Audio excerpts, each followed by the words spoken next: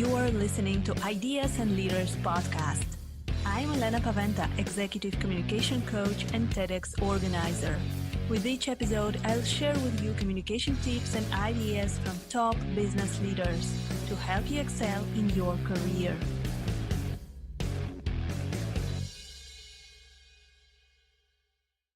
Hello, everyone. Today, I have a great guest on our next Ideas and Leaders podcast. It is Ken Lundin, and he is an expert in sales. He's helping companies to adapt to the new environment and to adapt their sales strategy. He helps companies with their communication. And today, we're going to speak about this, how to adapt to difficult times that we're having right now in business. Hi, Ken. It's great to have you on the podcast. Well, hello. I'm glad to be here. Thank you for inviting me to come on, and I'm looking forward to having a talk. So, Ken, I know that you're helping businesses to adapt to new environment, to grow their sales. But what is your story? How did you start doing what you do? Yeah, I can make it a much more tolerable answer. So I'll make it nice and brief for what it can be. So, like anyone, didn't go to college and say, hey, I'm going to be in sales. That sounds awesome. I went to college and said, man, how do I graduate quickly and get a job? So fast forward, and essentially, where kind of my passion is driven from is kind of the following thing. About 10 years ago, I was answered the door and I had my then 12-year-old wrapped around my leg. And somebody had bought my house in an auction. For those of you in the United States, you might remember that was the Great Recession. And they had this weird thing going on where you could refinance your house, but you had to be late. So you had to not make your payments forever in order to get it refinanced. And I owned a business at the time. And so we were struggling in that Great Recession like many. And then one side of the bank knew we were doing the refinance, one side didn't. And so that was early December of 2011. And so if you fast forward past that and kind of that having to explain to my family, we had to move in the next 3 weeks over Christmas and those types of things. As I recovered from that emotionally, what I really realized is I didn't want anyone else to ever experience that. And the number one way that we don't experience that is by, having enough customers who value our products and are willing to pay for our services. So it was born out of that as we came back and we launched Ken Lundin Associates 5 years ago. And I'm proud to say we're helping, B2B brands every single day make sure that they are able to actually grow their companies in a way that will help not only them as the founder or the owner, but will give a future to their employees. And so that's kind of where the passion started. It's a great story. So when you were helping companies, do you have any specific strategy that you recommend? So is there any specific path that a company can follow to grow their business? Yeah, you bet. We've got something that we've created called the Sales Alpha Roadmap. And what it really comes down to is the step-by-step systematic way to make sure that you have predictable growth of your business. And so it goes through various things, which we can get into later, but essentially it says, let's do the first thing first and let's get it right before we move on to the second thing. As an example, we talk about, say, product market fit and messaging. Most people, as you talk about communicating and otherwise, they kind of rush through that because they're trying to get a buck. Somebody pay me for something. Well, the problem is when we don't do that really well, it costs us more to acquire customers later, right? We get to, not only does it cost more to acquire them, we get to sell the product for less. The sales cycle takes longer. And so we're big proponents on, you got to go through and you have to essentially kind of get to a great hypothesis and something that you can master in each phase before you move forward. Otherwise you'll never maximize the total value of your offering and its impact on your clients. So how to do this, how to start and to make sure that our product fits the market? Yeah. Well, I think it goes a lot with the ideas that you talk about every day, and it's really about the idea of communicating. So we have a venture capital company called GrowthX in the United States that we work with. And one of the things that Max and Andrew say all the time is they say, we want learn-it-alls, not know-it-alls. And so they do a really good job of explaining what does that mean, in the early stages of product development. And what that means is we have to change the reason we're selling the product. Early on in this stage of your company, what you want to be doing is selling the product to learn what people value. And you want to make sure you've got a nice tight feedback loop.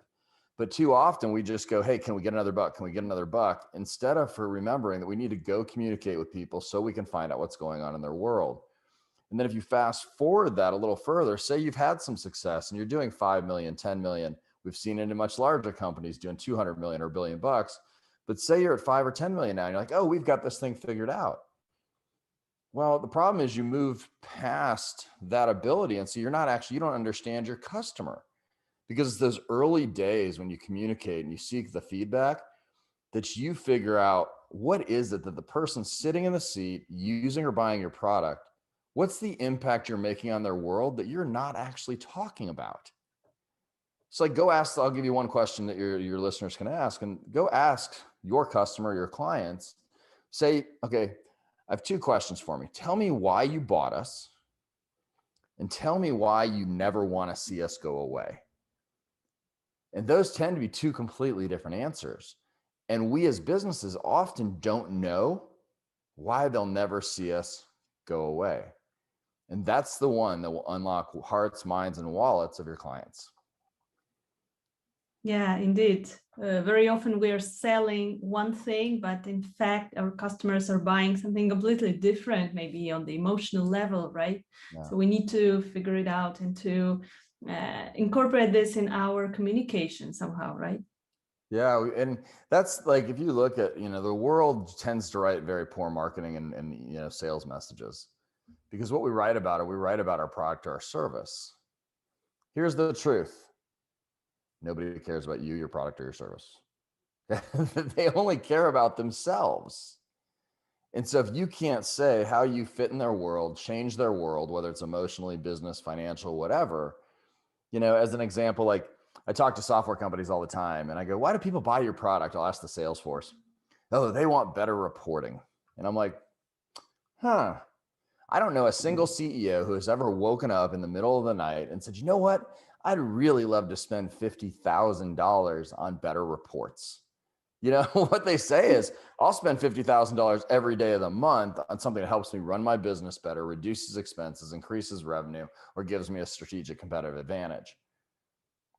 So communicating, we got to communicate on that. Like, how do you figure out how your product impacts those things? You may have really cool colored reports, but what is the data and the things within that allows them to run their business better, decrease expenses, increase revenue, or reduce risk? Yeah. You're totally right here. So you've been working with companies on their strategies for some time, and as we know, the last couple of years were a bit different and challenging due to pandemic. So what change do you see in the market, and what new challenges companies have, and the new solutions that you suggest? Yeah, there's 2 sides to the coin. There's one, and not a lot of people talk about this, but there are industries that are just exploding, right? You've seen a lot of that in the pandemic, and you've seen that with kind of we're on Zoom right now, right? So you've seen that on Zoom and some of these video conferencing software solutions. But there's other industries that are exploding. The desire for software engineers is an example. So if you have a firm that's offering software engineering, you've done well, because now all of a sudden industries who never cared about it, right, are like, oh my gosh, I'm a trucking company and I need a mobile app, when you didn't want one before the pandemic, right? So you have all these people pulling it. So you have a problem, you have a supply side problem with that. So that's the easy stuff, and that's not what you're asking about. But I just want to make sure we understand there's actually good stuff too. The hard part about this is for the businesses where it's not that obvious, like when there isn't an obvious solution, we have to think about big picture, the following. So 9/11 was a tragic time in American history for sure. And there are pieces of what happened in 9/11 that lasted 1 year. And there are pieces of what happened after 9/11 that have lasted until today, right? The way behaviors have changed. And so What I would say, the number one thing that you have to kind of identify from a larger strategic level is what behaviors do you think will change if you're selling to a consumer or a company? So maybe their appetite for risk has decreased, right? Maybe the idea of being in close proximity, whereas we used to want everybody to shake hands and hug, maybe we don't want that happening, right? What are the things that can stay? So I'd say the first thing you have to do is figure out what are the things that are changing. And then you really have to clearly articulate how your solution helps that message.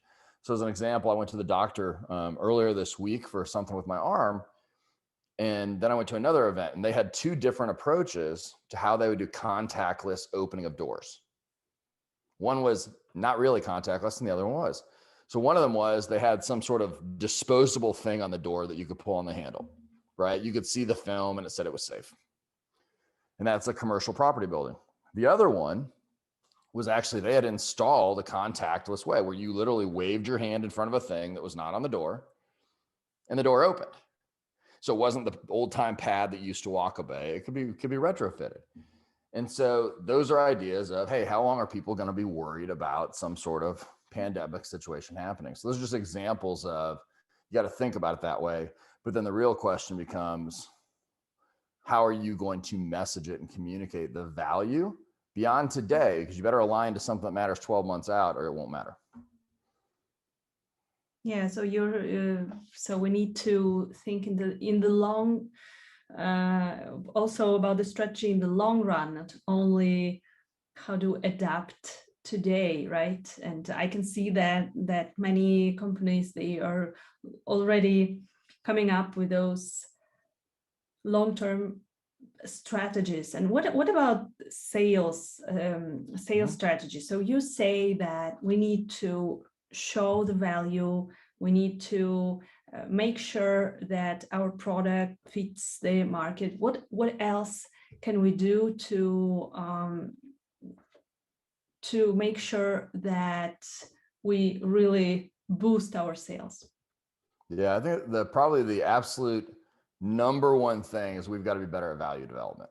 And what I mean by value development is most customers come to us with a perceived pain. There's a reason they're talking to us that they think is a reason to talk to us.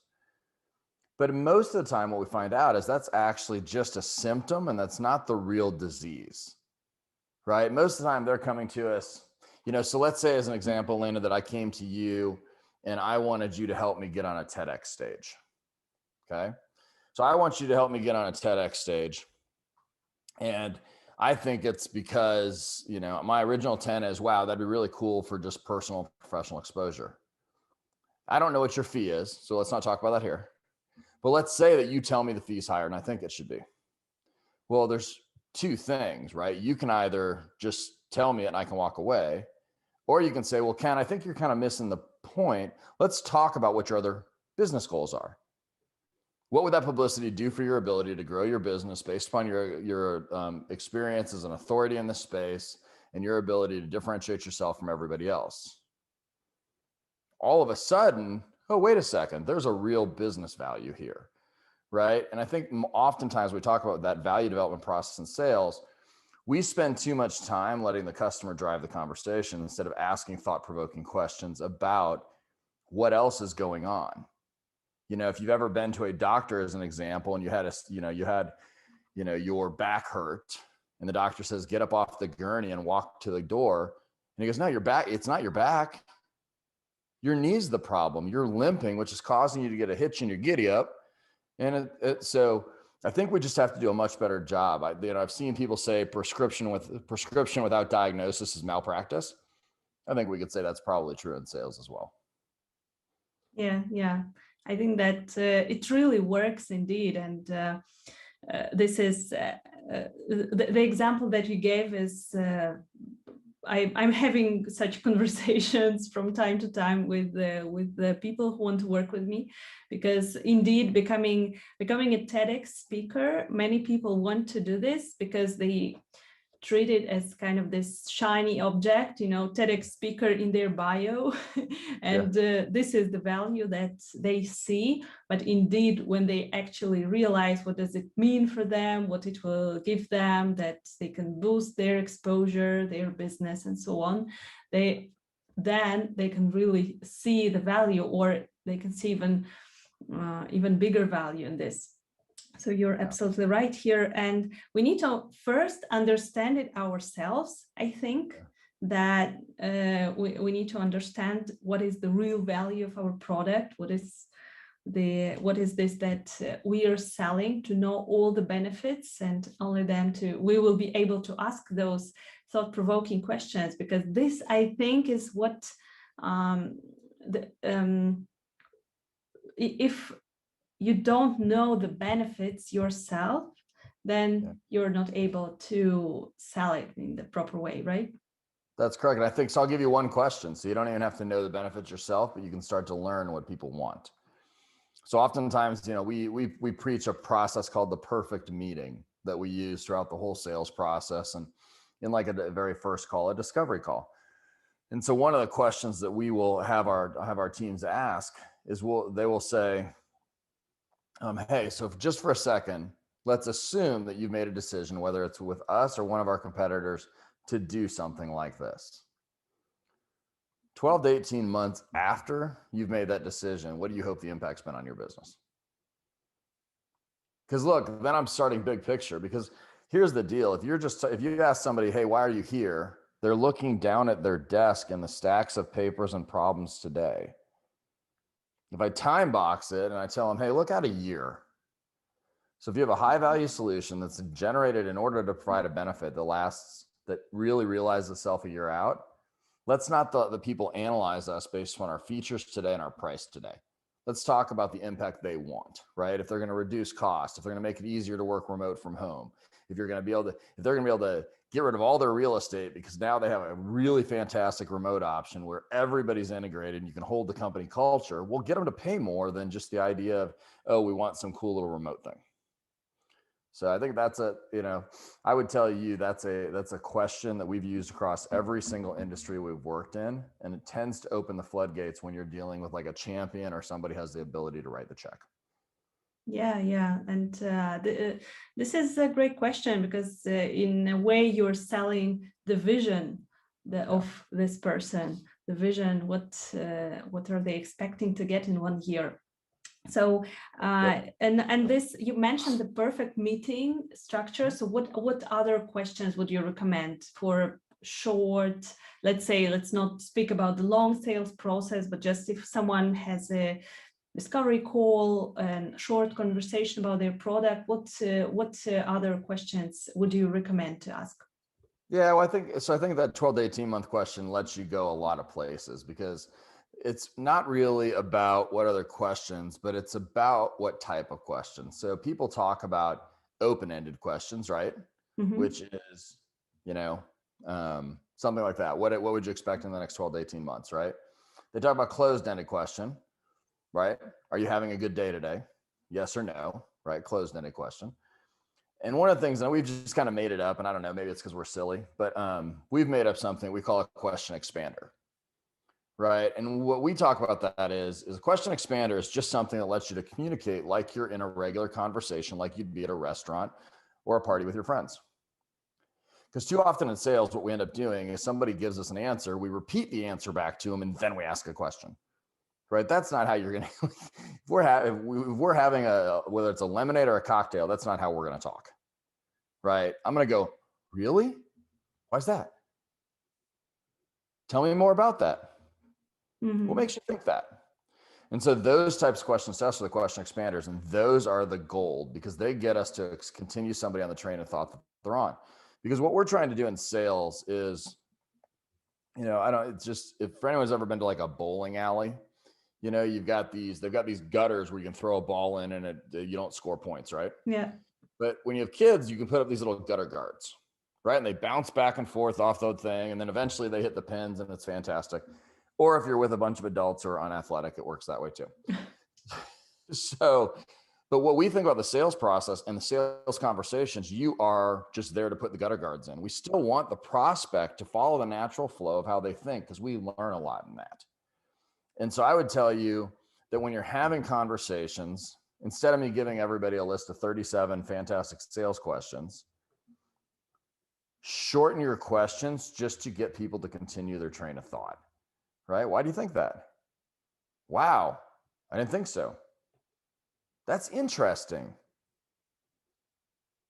And that silence, right, will fill up. And so I think that's the best way to expand the conversations into a place where you can actually hear what their true motivations are and how you might align yourself and your solution to the things that they're thinking about. Because when you get feature benefit oriented, and you're just like checking a list, hey, we have this thing and we integrate with this and our API is this and our thing, like when you start doing that, you become your price becomes very, very sensitive. It gets commoditized.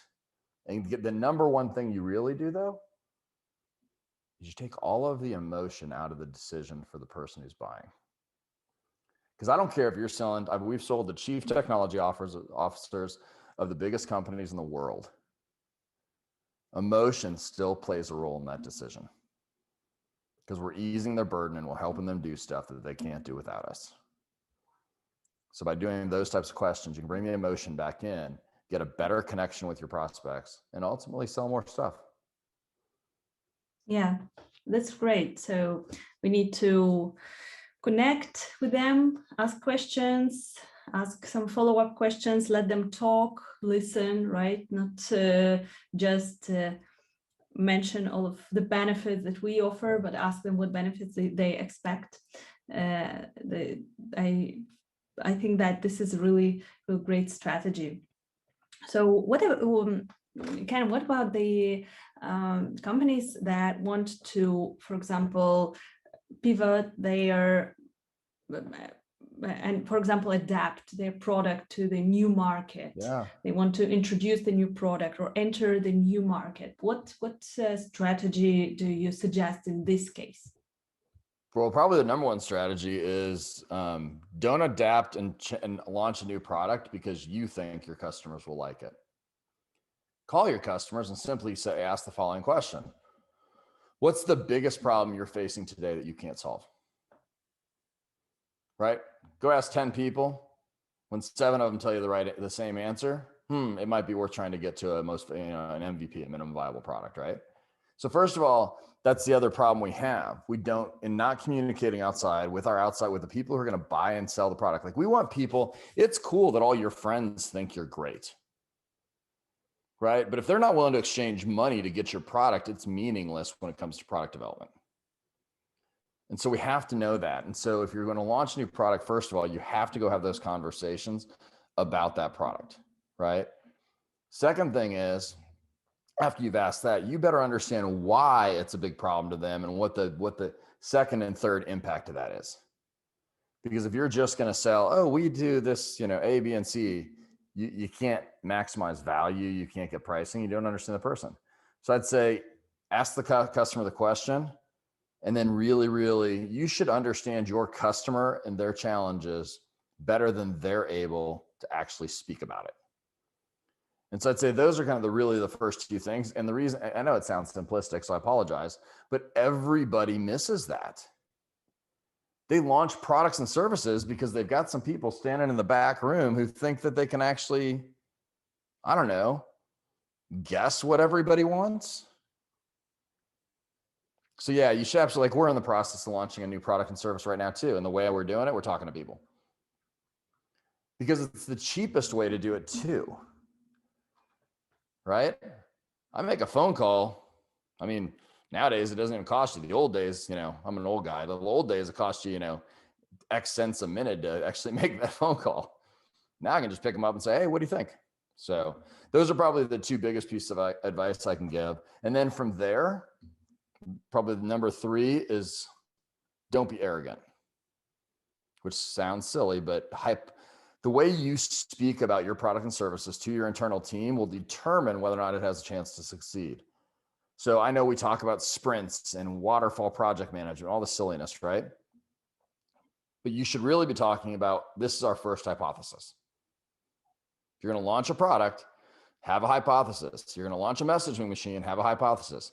Every sales campaign we launch is based upon a hypothesis, and we 100% expect that we're going to have to change the messaging.